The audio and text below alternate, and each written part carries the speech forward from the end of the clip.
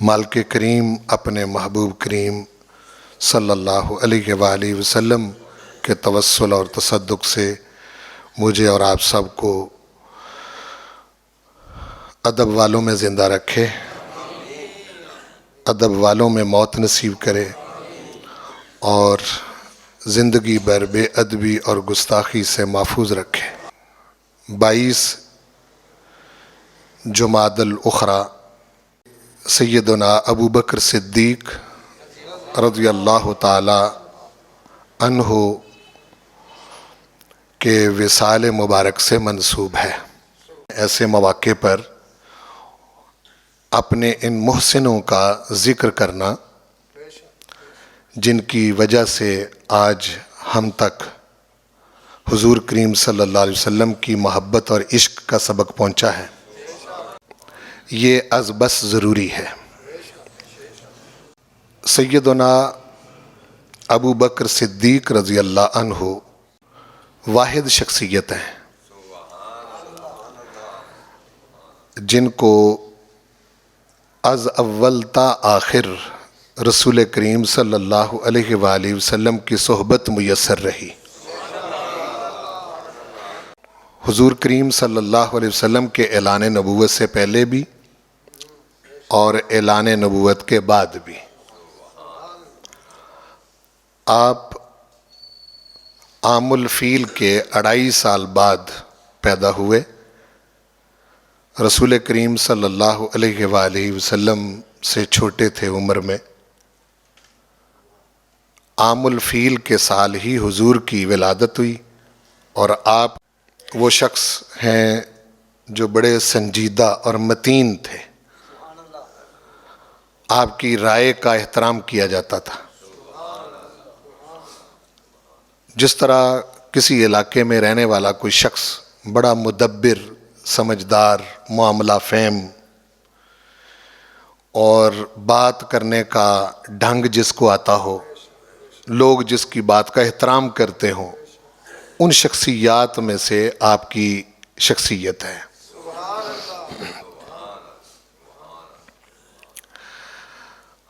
اور آپ متمول خاندان میں پیدا ہوئے، مالدار تھے، آپ کے والدین بھی مالدار تھے۔ آپ کپڑے کی تجارت کا کاروبار کرتے تھے اور اسلام قبول کرنے سے پہلے بھی کبھی بت پرستی نہیں کی، اور اسلام قبول کرنے سے پہلے کبھی شراب نوشی نہیں کی۔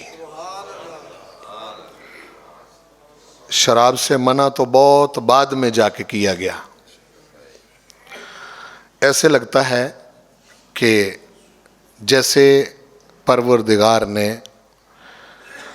حضور کریم صلی اللہ علیہ وسلم کی دوستی کے لیے اور آپ کی صحبت کے لیے پہلے سے ہی فیصلہ کر کے حفاظت بھی خود ہی فرمائی ہو۔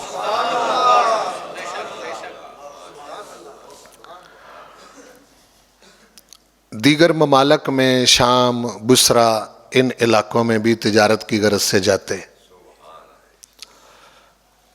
اور جس وقت حضور کریم صلی اللہ علیہ وسلم نے اسلام کی دعوت پیش کی سب سے پہلے، تو آپ کا اپنا قول ہے کہ مجھے لمحہ بھر بھی نہیں شک گزرا کہ حضور رسول نہیں۔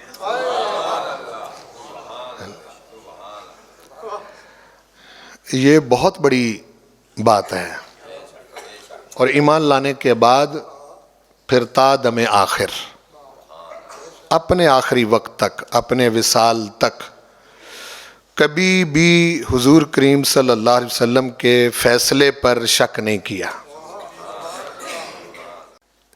یہ بات آپ نے بڑی آسانی سے سن لی، اتنی آسان ہے نہیں، یعنی اتنی آسان ہے نہیں کہ انسان جو ہے وہ 60 سال کے قریب، بچپن بھی، لڑکپن بھی، جوانی بھی، بزرگی بھی، حضور کریم صلی اللہ علیہ وسلم کے ساتھ گزارے۔ قریب رہنے والوں کو بھی کئی بار تأمل ہوا، انہوں نے غور کیا، اور پھر اگر کبھی رائے خلاف ہونے لگی پھر حضور کریم صلی اللہ علیہ وسلم کی تربیت کے مطابق واپس آئے۔ لیکن سیدنا ابوبکر صدیق ایسی شخصیت ہیں کہ ان کو کبھی بھی حضور پر شک نہیں گزرا۔ والذی جاء بالصدق وصدق بہ اولئک ھم المتقون کی جو آیت ہے وہ آپ پر بڑی فٹ آتی ہے۔ ایک وہ جو سچ لے کر آیا، ایک وہ جس نے سچ کی تصدیق کی۔ قرآن مجید میں آپ کو ایک لقب سے نوازا گیا ہے، وہ ہے الاتقی۔ الاتقی، متقی تو آپ نے سنا ہوا ہی ہے۔ اتقا کا جو لفظ ہے یہ قرآن مجید میں صرف 2 بار آیا ہے۔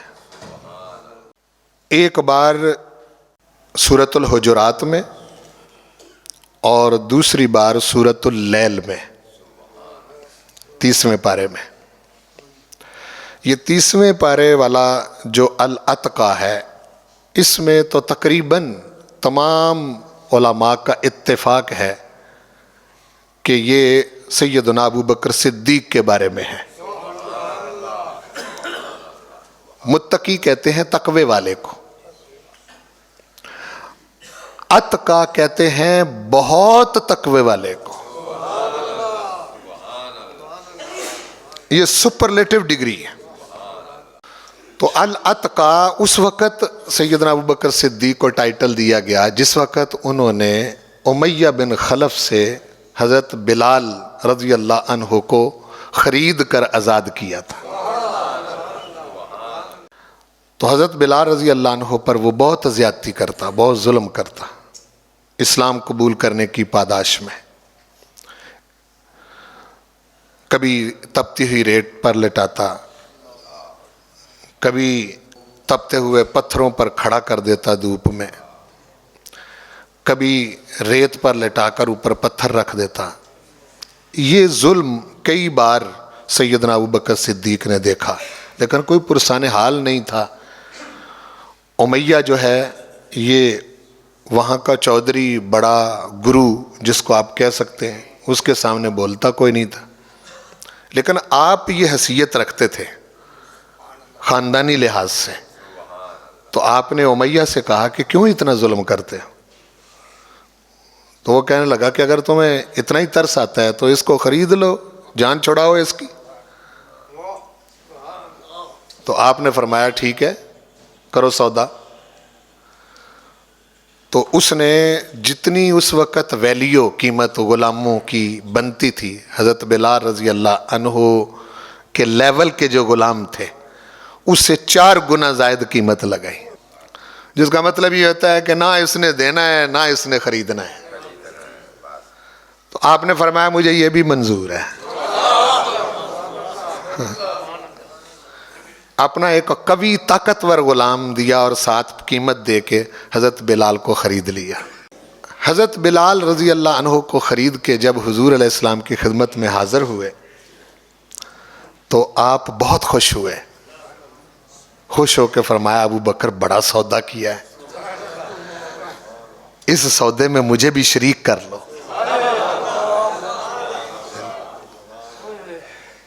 اس مقام پر یہ آیات مقدسہ نازل ہوئیں جو میں نے خطبے میں پڑھی ہیں۔ اعوذ باللہ من الشیطان الرجیم، بسم اللہ الرحمن الرحیم، وَسَيُجَنَّبُهَا الْأَتْقَى۔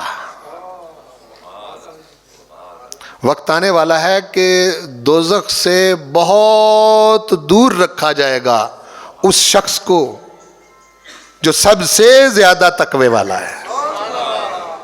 الاتقی کون؟ الذی یؤتی مالہ یتزکی، وہ جو اپنا مال خرچ کرتا ہے تاکہ وہ اپنے پروردگار کے ہاں پاکیزہ ہو جائے۔ وما لأحد عندہ من نعمت تجزی، اس شخص پر کسی کا احسان نہیں، یعنی حضرت بلال کا کوئی احسان نہیں ان پر جس کا بدلہ دینے کے لیے انہوں نے ایسا کیا ہو۔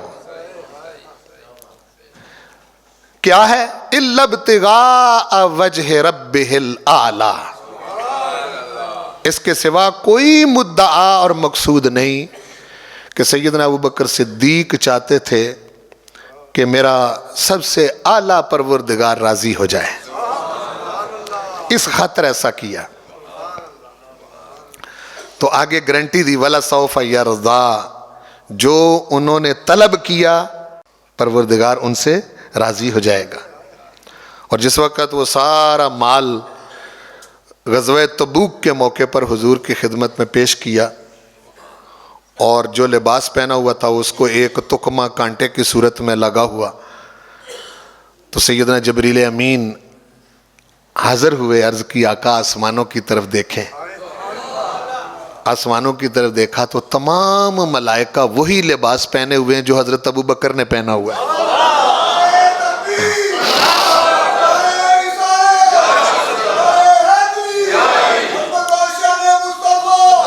تو ملائکہ کو بھی اسی لباس میں ملبوس کر دیا گیا حضرت ابوبکر صدیق کو راضی کرنے کے لیے، اور پوچھا اے محبوب ابو بکر سے پوچھو کہ یہ ہم سے راضی ہے؟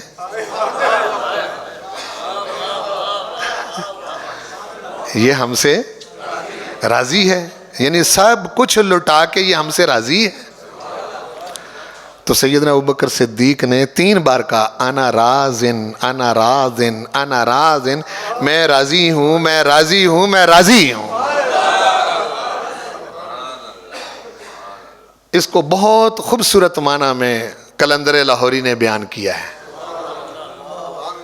کہ خودی کو کر بلند اتنا کہ ہر تقدیر سے پہلے، اب فیصلہ آگے ہونا ہے، تقدیر فیصلہ ہے نا، ہر تقدیر سے پہلے خدا بندے سے خود پوچھے بتا تیری رضا کیا ہے، بتا تیری رضا کیا ہے۔ ایک مقام یہ ہے جو سیدنا ابوبکر صدیق کو الاتقا کہا گیا، سب سے بڑے متقی، سب سے بڑے پرہیزگار، سب سے بڑے اللہ سے ڈرنے والے۔ تو کئی لوگ کہتے ہیں جی اس وقت اور لوگ بھی تو تھے، اور تھے تو صحیح لیکن خریدا تو ابوبکر نہیں ہے نا۔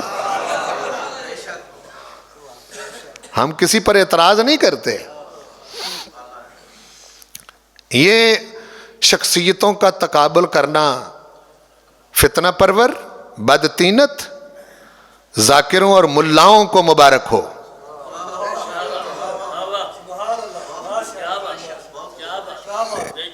یہ ایسی شخصیتیں ہیں کہ جن کے بس میں جو کچھ تھا انہوں نے حضور کو پیش کر دیا۔ مولا علی کرم اللہ وجہ الکریم اکھاڑے کے بندے تھے، ہو نہیں سکتا کہ علی کی تلوار کے نیچے کوئی آیا ہو اور بچ کے گیا ہو۔ سیدنا عثمان غنی مال کے میدان کے بندے تھے، سب کچھ پیش کر دیا۔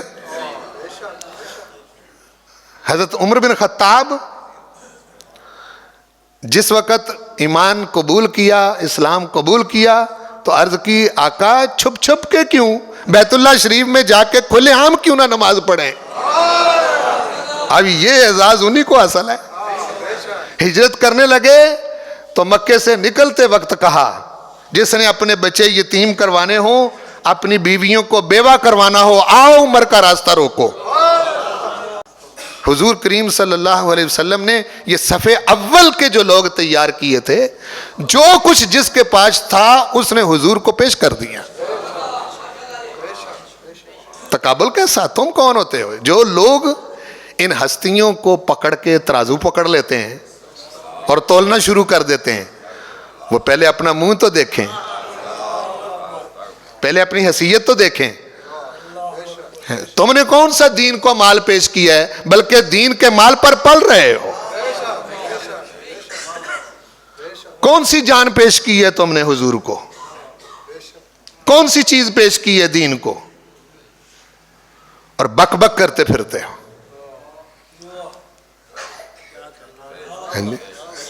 کس پر؟ اس ہستی پر اس ہستی پر کہ جس وقت ابھی حضرت عمر ایمان نہیں لائے تھے،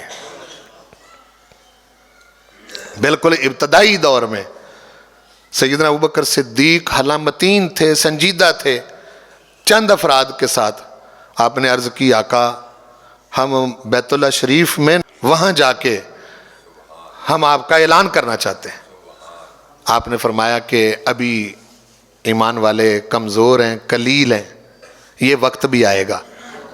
لیکن آپ نے اپنے ساتھیوں کے ساتھ پروگرام بنایا اور بیت اللہ شریف میں جا کے حضور کا اعلان کر دیا، توحید کا اعلان، ان کے بتوں کی برائی بیان کی، اللہ وحدہ لا شریک کی بڑائی بیان کی، حضور کی مدح سرائی کی. آج جو لوگ نعت پڑھتے ہیں نا، ان کو تو پھولوں کے ہار پہنائے جاتے ہیں، ان پر نوٹ نچھاور کیے جاتے ہیں. لیکن یہ وہ ہیں جنہوں نے تلواروں کے سایوں میں، مخالفت میں پتھر پڑ رہے ہیں، مخالفت ہو رہی، وہاں کھڑے ہو کے حضور کی مدح سرائی کی.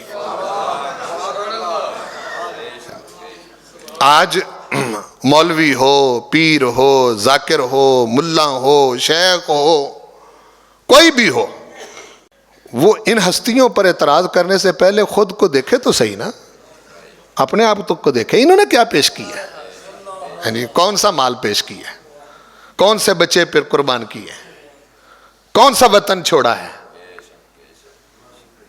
حضور کی خاطر، کون سا وطن چھوڑا ہے. اس کا یہ مطلب نہیں ہے کہ اس دور میں لوگ ایسے ہیں نہیں، اپنے اپنے حساب سے ہر کوئی کرتا ہے، لیکن کرو، لیکن ان ہستیوں کے بارے میں شک تو نہ کرو. جتنی تمہاری بساط ہے اتنا ہی کرنا ہے نا بھئی، جتنی تمہاری حیثیت ہے اتنا ہی کرنا ہے، جس لیول کے تم ہو اسی لیول کا تم نے کرنا ہے. تو الاتقا کا خطاب قرآن مجید میں، یہ سیدنا ابوبکر صدیق سب سے بڑے متقی ہیں. دوسرا سورہ حجرات میں فرمایا کہ ہم نے مرد اور عورت سے ساری مخلوق کو پیدا کیا ہے.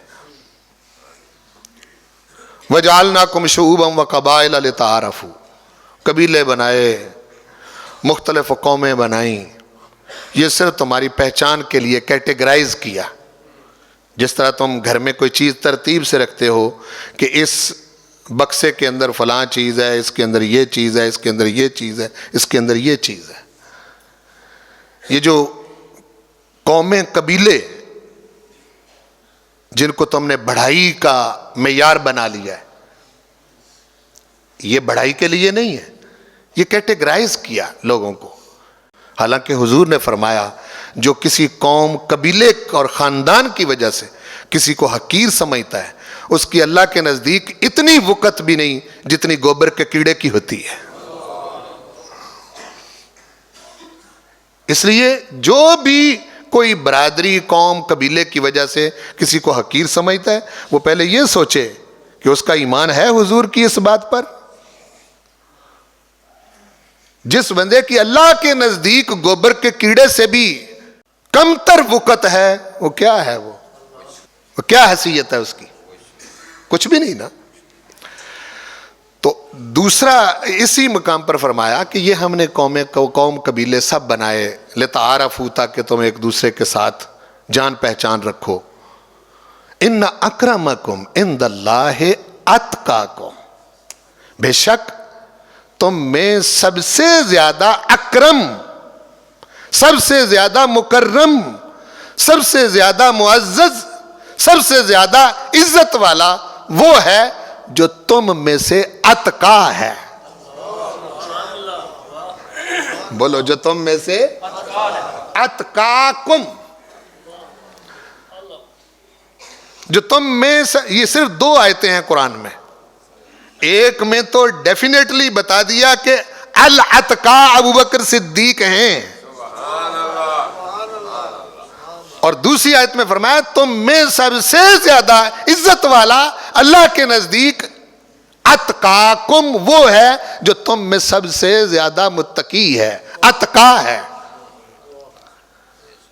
تو دونوں آیتوں کو اگر ملائیں تو پھر اللہ کے نزدیک سب سے زیادہ عزت والے وہ سیدنا ابوبکر صدیق ٹھہرے.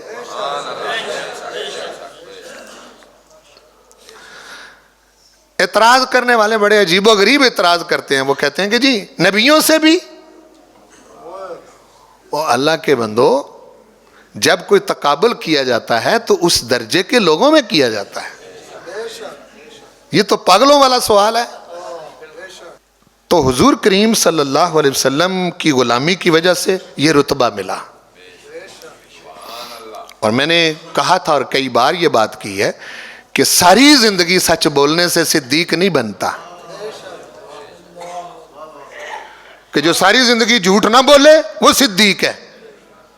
ایک شخص ہے ہی غیر مومن، ہے ہی کافر، حضور کو مانتا ہی نہیں، تو ساری زندگی سچ بولنے سے صدیق بن جائے گا؟ نہیں. صدیق بننے کے لیے پہلے حضور کا غلام بننا ضروری، پھر غلام بن کر سچ پر پیرا دینا ضروری ہے. تو حضور کا غلام ہے نہیں تو بے شک سچ بولتا پھرے. بڑے کافر ہیں جو بڑے سچے ہیں، تو وہ صدیق تو نہیں نا. میری بات کو سمجھیں یا نہیں سمجھیں؟ اچھا، تو یہ معیار ہے کہ تم میں سب سے زیادہ متقی، اتقا، وہ سب سے زیادہ عزت والا ہے. تو حضور کریم صلی اللہ علیہ وسلم نے اپنی حیات طیبہ میں سیدنا ابوبکر صدیق سے 17 نمازیں پڑھوائی ہیں.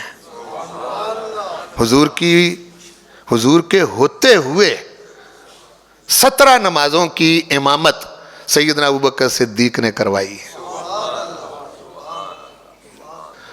تو امامت کا مسئلہ کیا ہے بھائی؟ امامت کا مسئلہ یہ تو سب کتابوں میں لکھا ہوا ہے، فقہ کی کتابوں میں حدیثیں بھری پڑی ہیں. اس سے کافی زیادہ اس کے مدارج ہیں، مراتب ہیں. سب سے پہلا درجہ الافقہ، سب سے زیادہ دین کی سمجھ رکھنے والا ہو، اس کو امامت پر کھڑا کرو. پھر فرمایا الاقرا، جو سب سے اچھا قرآن پڑھنے والا ہو، اس کو کھڑا کرو. یہ تقابل ہوتا جائے گا نا، یعنی لوگ موجود ہوں ان میں جو اس درجے کا ہو. اور تیسرا فرمایا الاروا، جو سب سے زیادہ پرہیزگار ہو، اس کو کھڑا کرو. چوتھا اقدم بالہجرہ، جو ہجرت میں سب سے زیادہ مقدم ہو. پھر الاسبق بالاسلام، اسلام میں سب سے زیادہ سبقت لے جانے والا، پہل کرنے والا، اس کو امام بناؤ. پھر فرمایا کہ الافضل نسبا، نسب کے لحاظ سے افضل ہو. الاحسن سیرہ، سیرت کے لحاظ سے خوبصورت ہو. الانظف ثوبا، صاف ستھرے کپڑے پہننے والا ہو. نظیف البدن، صاف ستھرے جسم والا ہو. پھر فرمایا طیب الصنعہ، پیشے کے لحاظ سے، کاروبار کے لحاظ سے اچھا ہو. یہ بھی ایک تقابل ہے. یعنی اگر اس طرح کے لوگ اکٹھے ہوں تو جس کا کاروبار اچھا ہو، یعنی گھٹیا کاروبار نہ کرتا ہو، شراب نہ بیچتا ہو، سود کا لین دین نہ کرتا ہو، یعنی کاروبار میں گندا نہ ہو، معاہدے کا پابند ہو، اس طرح کا بندہ طیب الصنعہ. الاحسن صوتا، پھر اگر لوگ اس طرح کے اکٹھے ہو جائیں تو پھر دیکھو ان میں سب سے زیادہ خوبصورت آواز والا کون ہے. پھر فرمایا الاحسن صورہ، اگر ان میں بھی برابری ہو تو پھر صورت میں سب سے زیادہ خوبصورت کون ہے. پھر فرمایا العدل اولا من الفاسق، اگر ان میں بھی یکساں ہو جائیں تو پھر دیکھیں گے ان سب میں کوئی کسی قسم کی اللہ اور اس کے رسول کی نافرمانی تو نہیں کرتا. اگر عادل ہے تو اس کو کھڑا کرو. پھر فرمایا البالغ اولا من الصبی، اگر اس طرح سے بھی یکساں ہو جائیں تو پھر کسی بچے کو آگے نہ کرو، بالغ کو آگے کرو. پھر فرمایا الحر اولا من العبد، جو غلام ہے کسی کا اس کی اتنی وقت اور عزت نہیں ہوتی، اس کو آگے نہ کھڑا کرو، آزاد موجود ہے تو اس کو کھڑا کرو۔ اسی طرح فرمایا پھر آگے المقیم اولا من المسافر، مسافر اور مقیم موجود ہیں تو مسافر کو نہیں، مقیم کو آگے کھڑا کرو تاکہ سب اس کے پیچھے نماز پڑھ لیں۔ ولد الحلال اولا من ولد الزنا، اگر اس میں بھی یکسانیت ہو تو پھر جو حلال زیادہ ہے اور معلوم ہو اور دوسرا بے شک اس سے زیادہ بھی پڑھا لکھا ہو لیکن ولد الزنا ہے، معلوم ہے لوگوں کو کہ حرام زادہ ہے، اس کو آگے نہ کرو، نسب پاک نہیں اس کا، حلال زادے کو آگے کھڑا کرو۔ پھر آگے نبینا اور بینے کے مسئلے آگے بہت زیادہ، اس میں بعض علماء نے بعض چیزوں کو پہلے رکھا ہے بعض کو بعد میں رکھا ہے، لیکن یہ سب چیزیں ہیں امامت کے لیے۔ تو رسول پاک صلی اللہ علیہ وسلم نے اپنے ہوتے ہوئے جب ابو بکر صدیق کو امام بنایا ہوگا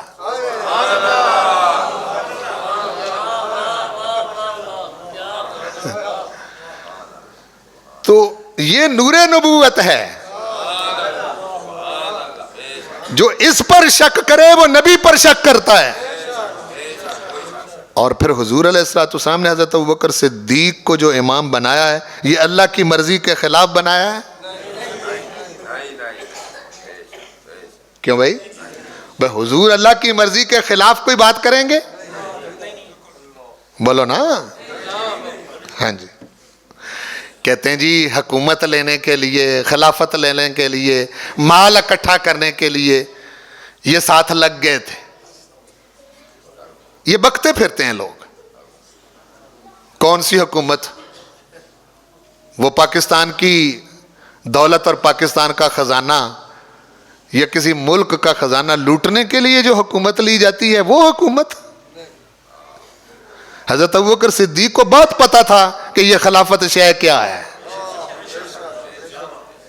سنو میری بات، یعنی تم نے اپنے کسی ملک کی حکومت پر قیاس کر لیا ہے خلافت ابوبکر کو،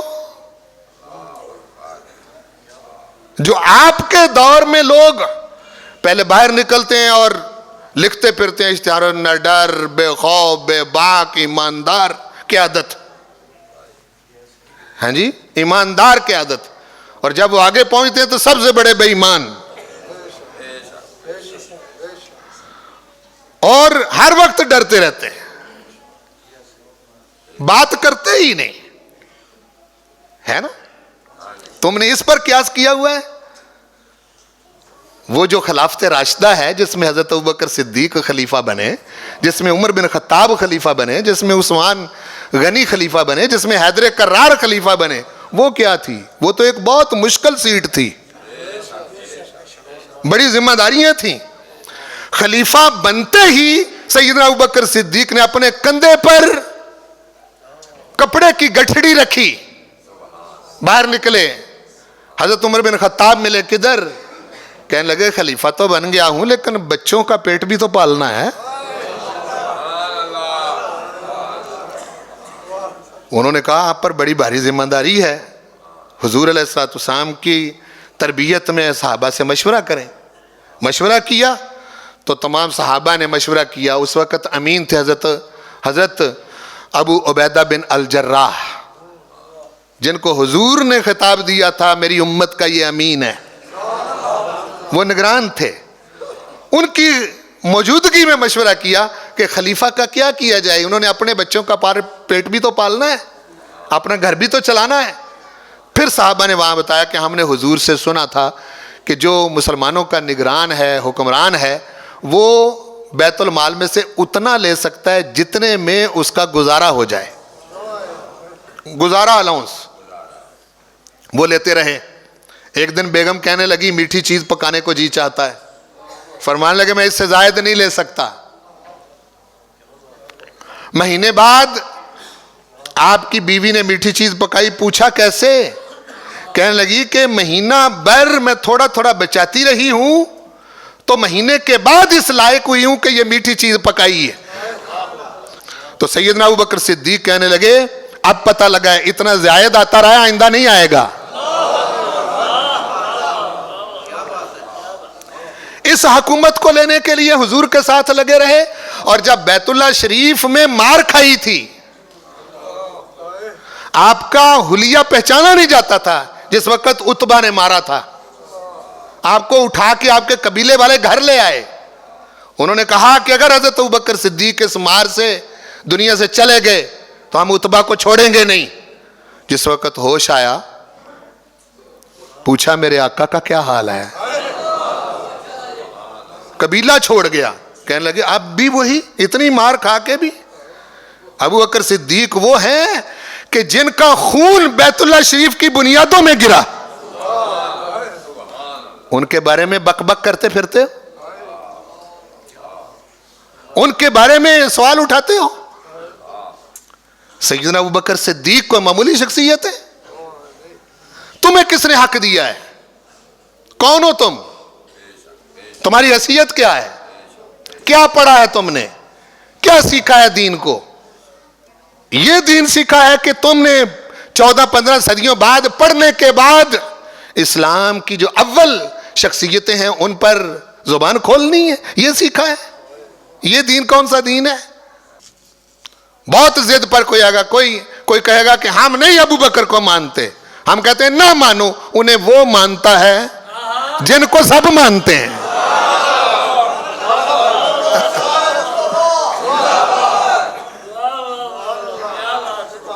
او بھائی نہیں مانتے جاؤ جہنم میں جاؤ. انہیں وہ مانتا ہے جس کو سب مانتے ہیں. انہیں وہ محبوب مانتا ہے جس کو سب رسول مانتے ہیں. انہیں وہ مانتا ہے جو اولین و آخرین کا نبی ہے. تمہارے ماننے نہ ماننے سے بڑا فرق پڑ جاتا ہے. ہاں جی, کیا پدی کا شوربا, ذات دی کوڑ کر لی تو شتیرہ نو جپے. ہاں جی, یعنی کیسی عقل ہے تمہاری؟ پڑھا نہیں, کون سا دین سیکھا تم نے؟ کون سا قرآن پڑھا؟ کون سی حدیثیں پڑھی؟ کس کے پاس تم بیٹھے ہو کہ نہ تمہاری زبان رکتی ہے, نہ تمہارے اعتراضات بند ہوتے ہیں, اور نہ تمہیں سمجھ آتی ہے کہ ہم کر کیا رہے ہیں. یہ میں نے باتیں اس لیے کی کہ اس وقت سوشل میڈیا پر 2-2, 4-4 منٹ کے کلپ ان ہستیوں کے خلاف وائرل ہوتے ہیں اور لوگ سنتے ہیں. وہ کہتے ہیں ہاں جی نہیں جی. یاد رکھیں سیدنا ابوبکر صدیق اور سیدہ بطول زہرا کا کوئی اختلاف نہیں تھا. سیدنا ابوبکر صدیق اور مولا علی کا کوئی اختلاف نہیں تھا. ان ہستیوں کا آپس میں بہت محبت تھی, یہ جانتے تھے حضور کون ہے. یہ فرقہ پرست اور فتنہ پرور لوگ جو ان ہستیوں پر زبان کھولتے ہیں, یہ اپنا ٹھکانہ دوزخ میں سمجھیں. کہتے جی فلاں تاریخ میں لکھا ہے, فلاں تاریخ میں لکھا ہے, تاریخ کی فلاں کتاب میں لکھا ہے. بڑے عجیب لوگ ہو, سونا تولنے کے لیے ٹال پر چلے جاتے ہو. آپ سمجھے نہیں ہے میری بات کو. کوئی عقل مند انسان سونا تولنے کے لیے لکڑی کے ٹال پر جاتا ہے؟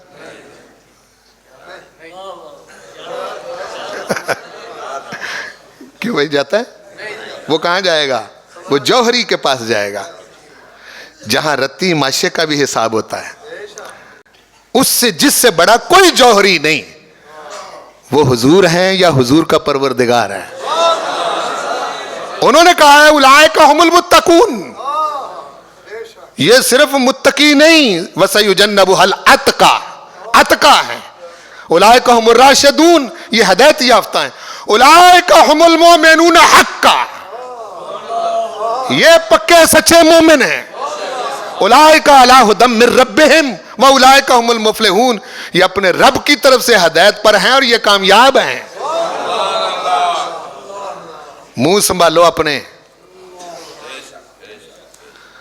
نہ تمہارا ذہن صاف, نہ تمہارا خیال صاف, نہ تمہارا پتہ نہیں کہاں سے گندا علم پڑھ کے ان ہستیوں پر اعتراض کرتے پھرتے ہو. وما علیہ الا البلاغ.